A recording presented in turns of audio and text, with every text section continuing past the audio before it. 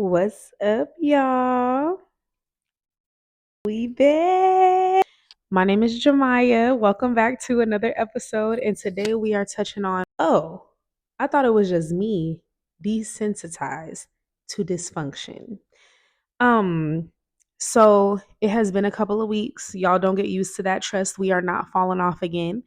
It has just been crazy. Like when I tell y'all it was such a cute episode, which first of all, okay, y'all see, I took some critiques in about my little background and whatnot. Y'all see my little tree and whatnot. So we sitting up right and everything, but I have filmed beforehand weeks ago. It was such a dope episode to have my little setup and all. My outfit was cute then too. Didn't realize it until way into my editing that a ton of the footage was muted. Like it was like I had edited for like a good chunk into it, and then about halfway into it, the rest of it was just muted. So realized that was no good, couldn't use it. Went to refilm, and I have been sick, so I couldn't refilm. And honestly, I got my handy dandy water right here because I've been coughing. So yeah, please. But anyway, we back. I'm excited to get into this, so let's do it. And I feel like I'm trying to avoid the glare on my glasses. Trying to find a sweet spot for it. Is it back here? What? It's just gonna have to deal. But desensitized to dysfunction. It's crazy because I was just talking about this in Bible study today. We are living in a world where so much is normalized, but that does not mean it's normal. And just because something is your norm does not mean it should be. Giving your life to God, but still being a slave to bondage should not be normal. Giving your life to God and not experiencing the fullness of freedom should not be normal. Loving the gifts more than the ultimate him, more than recognizing that his presence is the gift. Anything outside of the Bible really should not be normalized. What I'm touching on today is just what should be normalized. What I feel we should be getting back to is holiness, order, structure. These are also the great gifts of God, just as much of his blessings. These things are a blessing. Not picking and choosing the parts of him that we want. The problem is that we think that we set the standard of the norm instead of seeking him, the one who set out everything to begin with. Liking to get on here. I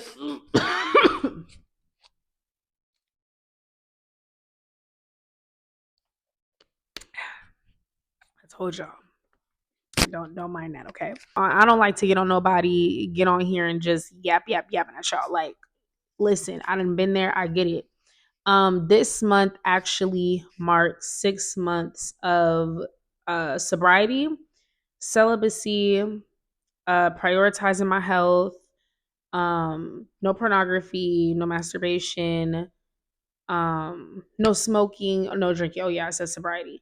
I think that's like about everything, but really all in all, just rededicating my body back over to Christ. Some things have been walked out a little longer than others. But I was struggling with, like, if I wasn't doing one, I was bouncing to another, like, in and out of different coping. And so I was like, okay, we got to cut all this. Like, I knew he was calling. No, actually, he said, you got to cut all this because I wasn't gonna do that. But I really feel like it's been in this journey that God has opened my eyes to so much of even what these things built off of was dysfunction. And it was so interesting how my body was clinging on to dysfunction. It's a very interesting tie that you make with this way of operating. To be real, I don't know how long I will be sober as far as drinking. Smoking's done for, but I don't know how long the drinking will last and things like that. But I'm just doing what God called me to do in this season. But for me, there was this underlying pattern of finding going back and forth between things to release and to relax. I struggled with anxiety a lot, and I was going back and forth between something whenever something felt wrong, whenever I was feeling anxious, whenever something was going on.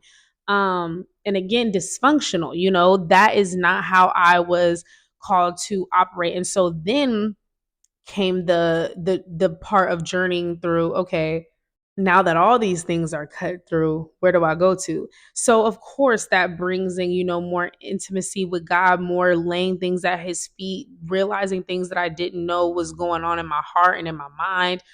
But then once we get past that point is the point of, oh, I actually need to learn how to deal with life. Following God isn't just gonna always look like I love him, so he gonna do it for me.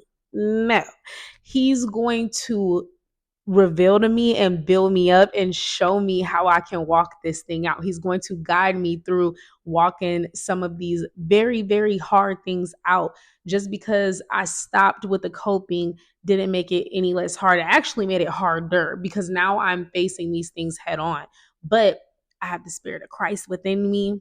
I can do all things in Christ who strengthens me. Okay. It also just revealed to me so many dysfunctional thought patterns that I had. It starts in little bitty seeds, right? So before it even led me to go pick up a blunt if something was wrong, before it led me to go get an edible, before I got to the point of I need a glass, I need a shot, I need somebody's attention, I need something. Like, no, it started with a seed that planted a thought that led to a pattern that led to a big issue.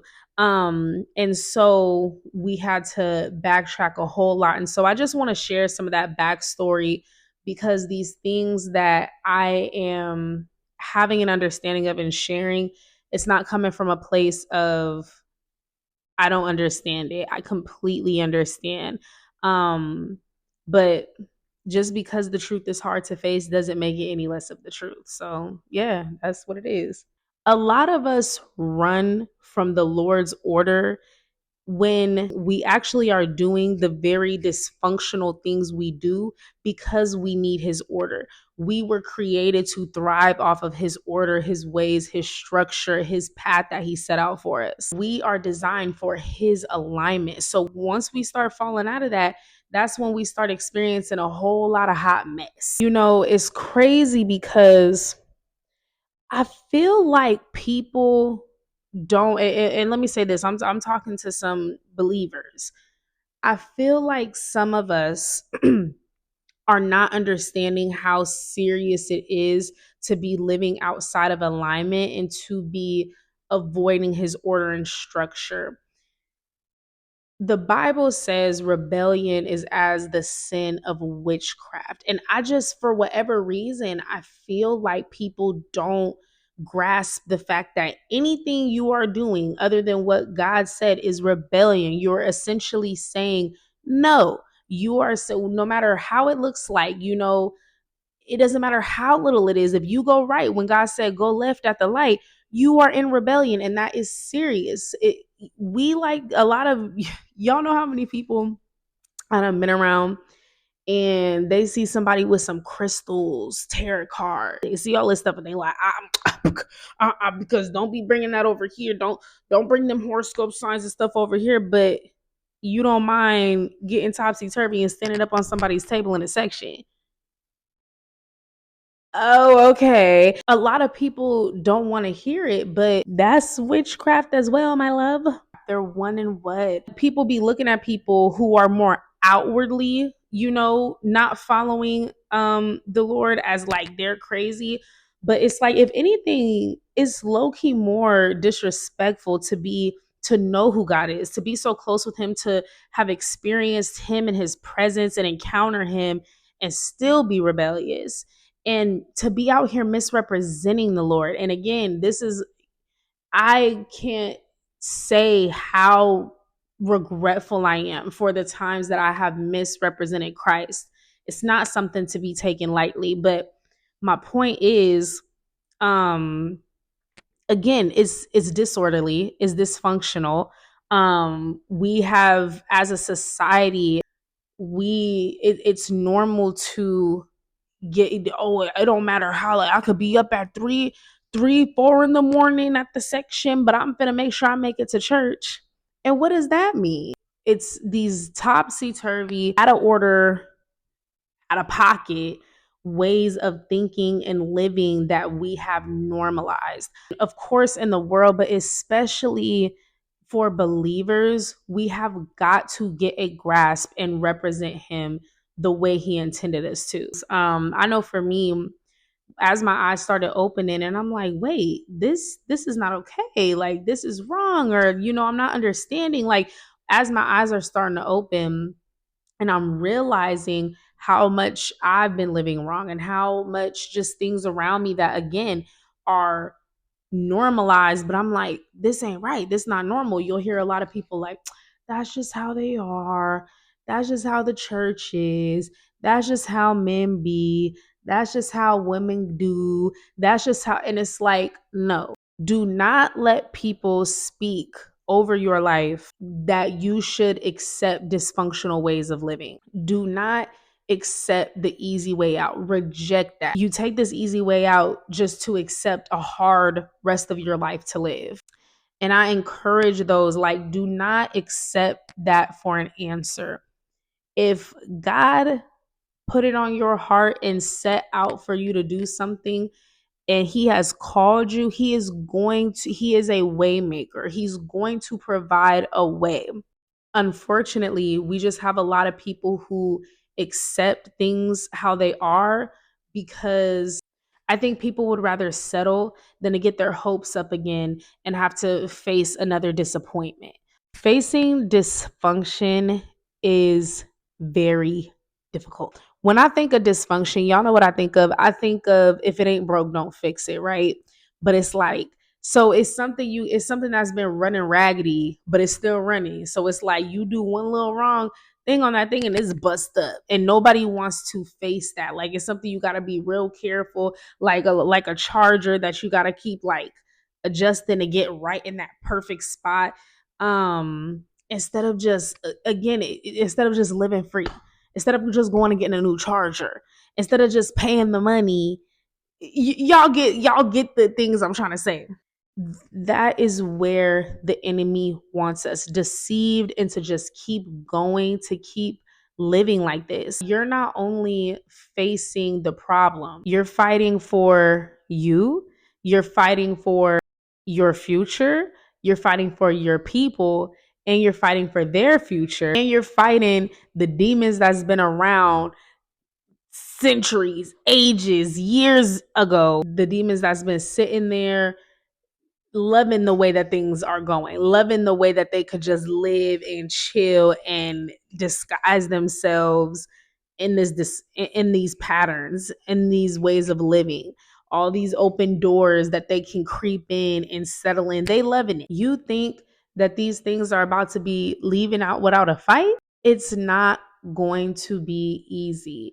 But just because it's not easy does not mean that you're defeated. Once you have an understanding of how heavy a mountain is, how overbearing it is, how massive it is, and you truly let it sink in just how impossible it is to handle this mountain alone, that is how you get to truly encounter the fullness of God. If he just gave us things, we would never get to experience him. We would never get to build a true belief in him. A lot of people would not be settling if they realize that it's really deception. I want them to break out of this illusion that it's an easier life. It's easier to live a dysfunctional, unorderly life. It's a lie. It's just like fear. Fear is a counterfeit comforter. It deceives you into thinking you're safe, but meanwhile, it's completely robbing you of all that's on the other side. And newsflash, anywhere outside of God's will is not safe. Trust. You are outside of his covering. You are in danger zone, buddy. you're accepting it to not have to deal with something, but you're missing out on your freedom when you're choosing to operate in dysfunction. It's easier said than done. I listen, it really is. I always say I feel like the best thing you could do is just truly really focus on building your relationship with the Lord, making it solid. When you think about like when you have that transition of being from single to getting ready to build your life with a partner, you start thinking different. You start considering another person before you start doing things. You start um getting ready to implement their values in your life, their day to day in your life. Like you guys are figuring out how to become one and how to do life with one another. And that is what walking with God looks like. It's not a call whenever, it's not a, hey, what's up? It's not calling him when something's wrong. It is doing life with him. Some things are going to fall off, some habits are going to fall off. That's just how it goes. It's the same thing like when you rocking with somebody. Walking with God is the same thing. We don't get these concepts and ideas and ways of life on our own. We get them from our creator because we are made in his image and his likeness. Really immerse yourself in him. Really be intentional with him. If you say that you're ready for a relationship, be faithful, be true, be all the things that you would want for yourself, for somebody wanting to do life with you. He does not just want religion. He does not just want you to follow the rules to be good or to receive his blessings. He wants you to love him for him. And that can only be built like any other relationship. And I believe that is where you will just naturally start to fall in love with all of him. You realize that all of him is good. All his ways are good. Even if they hurt, they're good. Even if they're hard, they're good. Even if you don't understand his ways, they're good. And yeah, that's just kind of my little sum up on this. But yeah, hopefully it helps somebody. I'm so excited to get this out there, get this up and out because we past due, y'all. I will holla at y'all very, very soon. That's it. Bye.